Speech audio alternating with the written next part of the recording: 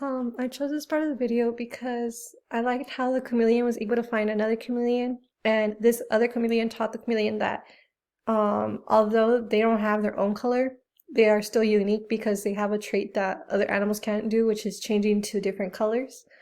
Also, I like this part of the video because it taught me how to sign some colors such as purple and yellow and red, and I like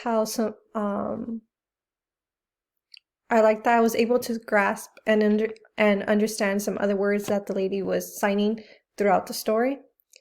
Overall, I found this story very interesting and I enjoyed it a lot too. And I know I made some mistakes while signing, so I apologize about that. And thank you.